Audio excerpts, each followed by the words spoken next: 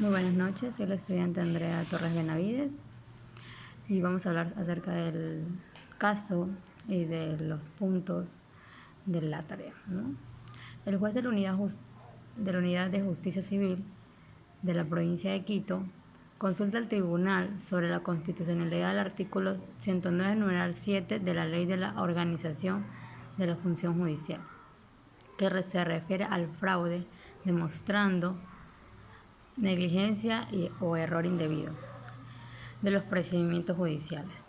El tribunal dictaminó la constitucionalidad condicional de lo anterior, siempre que la jurisdicción hubiera sido previamente declarada.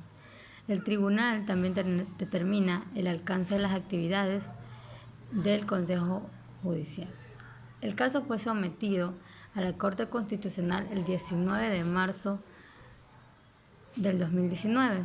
El secretario general confirma que no se ha emprendido ninguna acción legal más que la identidad de la persona en cuestión y el caso.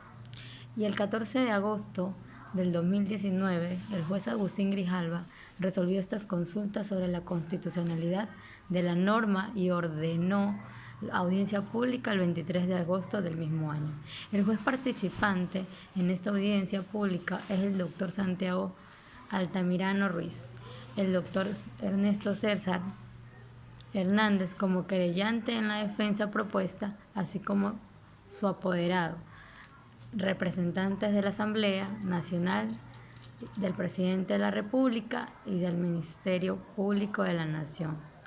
El Consejo de la Judicatura no participó a pesar de estar legalmente notificado. Asimismo, se agregaron artículos y alegatos anexados al expediente constitucional con posterioridad a su participación en audiencias públicas, con posterioridad a la audiencia pública en la causa.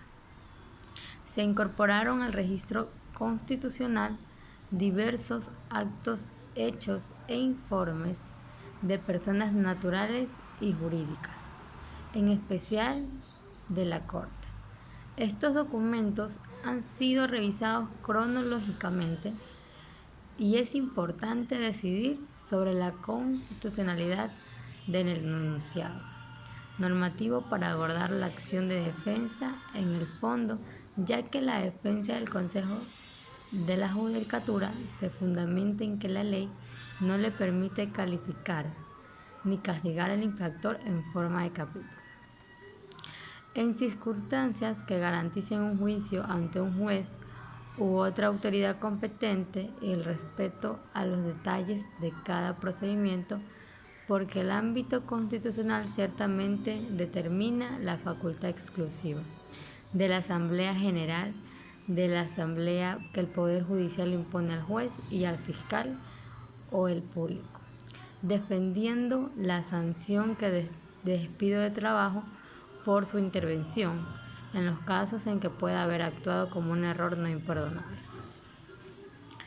El juez asesor planteó ante este tribunal una cuestión sobre la constitucionalidad de un precepto legal que prevé la destitución de los jueces, fiscales y defensores públicos cuando se inmiscuyan en causas en las que deben actuar deliberadamente, con negligencia o culpa indebida. Dada la importancia de la permanencia en el cargo de los jueces como garantía de la independencia judicial en un país regido por el Estado de Derecho, la Corte analizará en primer lugar la relación entre independencia y Estado de Derecho. Un error que no puede ser justificado es visto en el sentido más amplio como una especie de descuido en la justicia. En general, un error de justicia puede entenderse como un error cometido frecuentemente por un juez o tribunal en el ejercicio de sus funciones judiciales y que involucra en un sentido amplio la interpretación o aplicación de las normas. No solo la responsabilidad de los funcionarios judiciales, sino también la responsabilidad del Estado. para que una falsa justicia sea injustificable debe ser tan peligrosa y dañina que el juez, el fiscal o el abogado defensor deban rendir cuentas. Es peligroso porque es un error evidente y lógico y por tanto indiscutible, que va más allá de una interpretación razonable y racional de las reglas o de una valoración de los hechos del caso. En definitiva, se trata de una falta grave porque en caso perjudica gravemente a la administración judicial al imputado por terceros. Con base en lo anterior y de conformidad con el artículo 428 de la Constitución y el artículo 143 de la Corte Constitucional, decidió pronunciarse en el sentido de que la aplicación del artículo no lo hace. En los procesos de jurisdicción constitucional, la competencia debe ser declarada por la Corte Suprema, que conoce de la apelación, y en el caso de los órganos judiciales definitivos, también la competencia debe ser declarada por la Corte Constitucional. Podrán declarar ante el tribunal sobre la existencia de dolo, negligencia manifiesta o error indebido por parte de los jueces que conozcan de las causas judiciales pertinentes contra el Estado por la violación de la conducta de la ley, o lo cual se rige por el artículo 32 de la Ley de Protección de Periodistas. En el caso de los fiscales y defensores, las mismas reglas se aplicarán a un juez que previamente cometió la falta disciplinaria alegada. Siempre debe demostrarse ante el tribunal una declaración de dolo, negligencia grave o negligencia indebida. Al respectivo memorando administrativo asegurará la normalización de los procedimientos, en particular el derecho de defensa del funcionario judicial, así como la obligación de las autoridades judiciales de fortalecerlos y las decisiones administrativas. La decisión administrativa del Consejo de la Judicatura que sancione al juez en los términos del artículo 109, numeral 7 de la Ley de los Organismos del Poder Judicial deberá contener por lo menos el hecho de que un acto u omisión judicial sea un error injustificable. Es uno de esos errores de justicia que no pueden ser invocados en la defensa de una buena causa. Un acto u omisión de la justicia, considerando como un error injustificable, no constituirá una controversia derivada en desacuerdos legítimos o incluso en la interpretación o aplicación de las disposiciones legales. La acción u omisión de la justicia está injustificadamente, tiene una causa válida y perjudica gravemente al imputado. A terceros o a la justicia, la acción no tiene que ser ejecutable y no anunciada. La Corte Nacional de Justicia, como órgano supremo del Poder Judicial ordinario, incorporará con los jueces nacionales una comisión disciplinaria permanente encargada de la recopilación y análisis de los más altos niveles de calificación de los jueces y jueces de paz en el país. Se enumeran los delitos.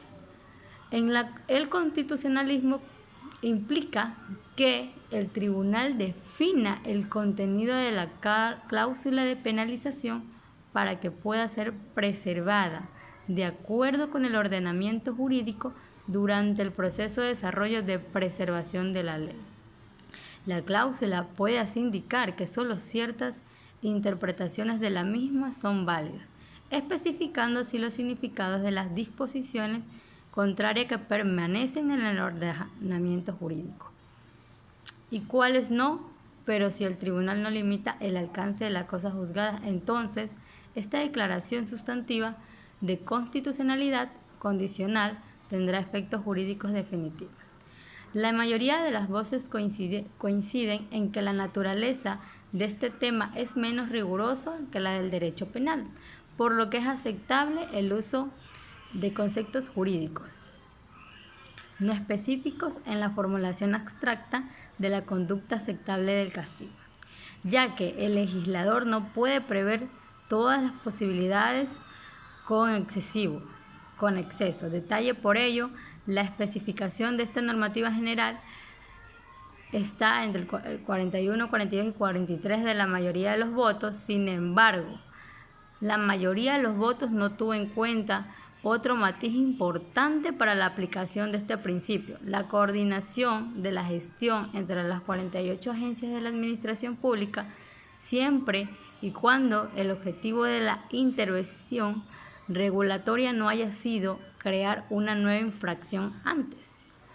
Administrar, supervisar y disciplinar el Poder Judicial de conformidad con el artículo 178 de la Constitución y dentro de las atribuciones de la Constitución, y dictar políticas para mejorar y modernizar el sistema judicial.